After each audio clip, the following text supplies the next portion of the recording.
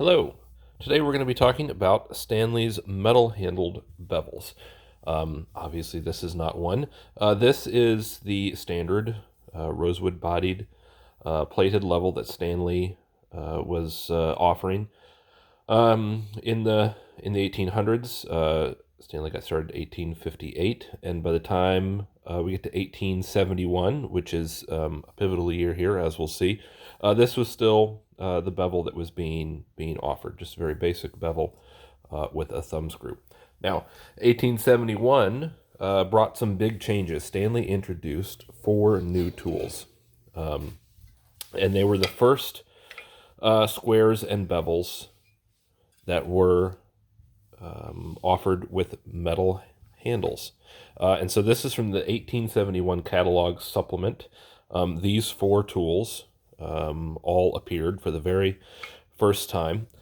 We have the miter square, 2 different versions of this tri-square. We have the full frame and the half frame.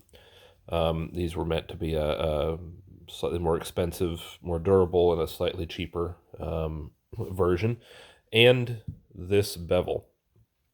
Now we can see, obviously, that there is a cohesive design between all 4 of these tools, with the metal frames and then the inlaid wood.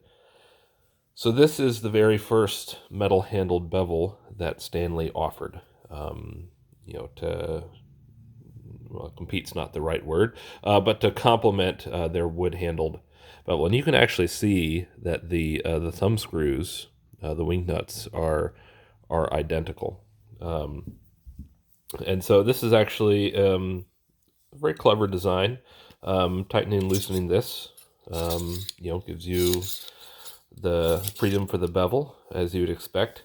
But also down here, we have this brass piece with this screw here, set screw, and this gives us a rest, so that if we were to actually have this bevel all the way out and lay it on a piece of wood, it actually balances and will stay put. The weight of the tab and the bevel blade offset the weight of the handle, and it will actually rest on the wood. And that actually, the handle is 2 completely separate pieces. It's only held together by that screw and the wing nut.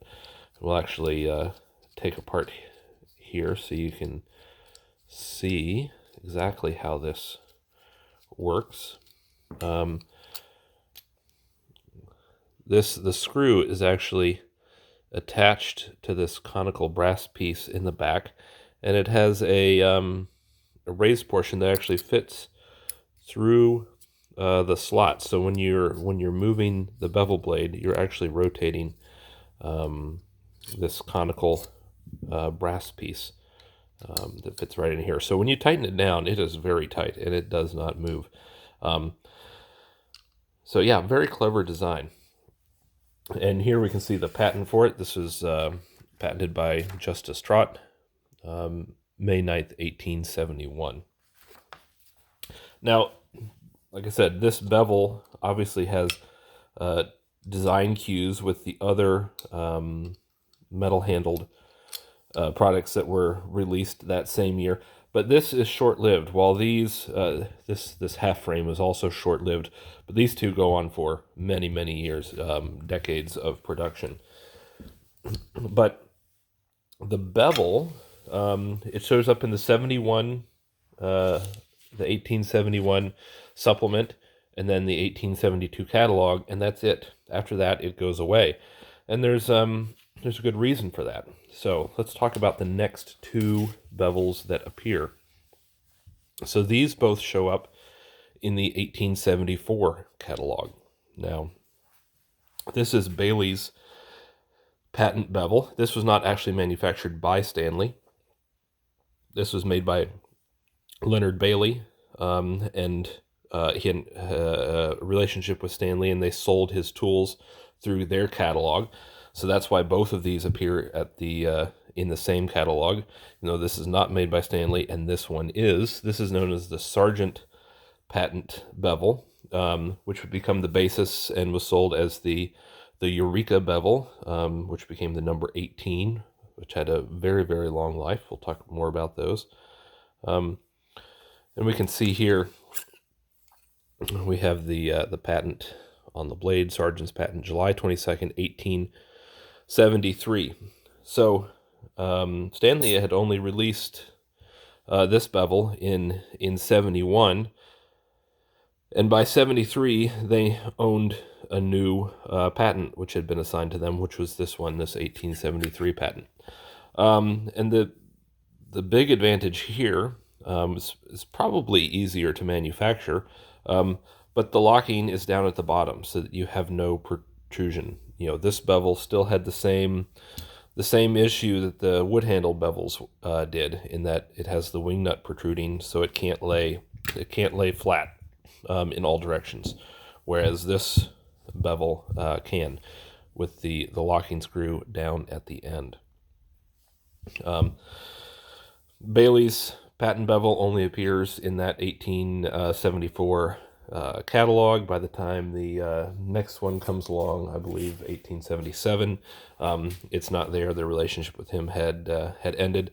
This is an interesting one. It actually uses this lever action to lock and release the blade, and here's the patent for that. This was patented 1872.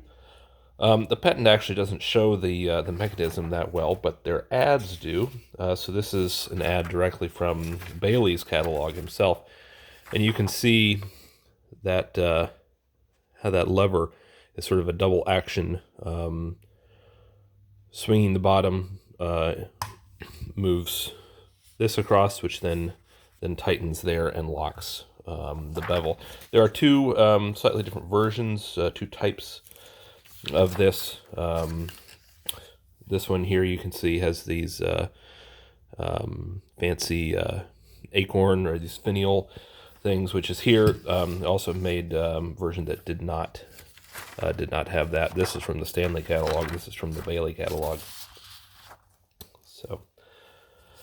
So this becomes, so once this is out of the picture, like I said, this becomes the basis for Stanley's metal handle bevels going forward. And it stays this design, this Sargent design, for quite a while, I believe up until the 1898 catalog, where we get a slight change in style.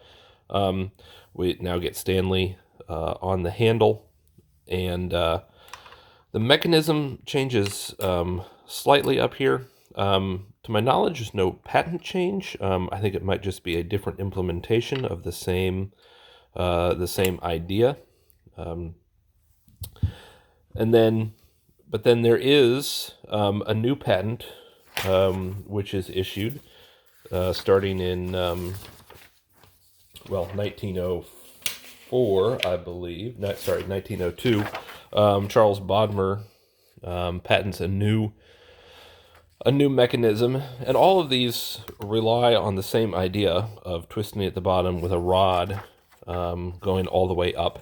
And really, the different patent variations all rely on a different way of tightening up at the top, a different way of impinging on the blade. So you can see the original 1873 Sargent patent, we have that rod going all the way up, and it has a certain way of tightening and impinging on the blade. The 1902 Bodmer patent, same idea. And then Bodmer also does a improvement to his design in 1908, once again changing the way that rod impinges on the blade. And then there were also other patents. There were at least two or three others. Diston had a patent, and there were at least, I think, two others, independent makers, all with the exact same idea. Just somebody used ball bearings, somebody used a wedge, somebody used the pointed end of the rod, all different ways, and each one of those changes made that patentable and marketable. So this bevel here, you can see, has that improved patent of 71408 on here. And then Stanley went on to do there's more variations, and I have not done a complete type study. I can't tell you, which one of these came next and what their years were and everything. But you can definitely see the design moving along all the way from the 1874 all the way. I don't have the date when they stopped making these, but certainly into the 50s and 60s, 1950s, 1960s. So there we go. We have the complete sort of timeline of Stanley's metal-handled bevel offerings, starting with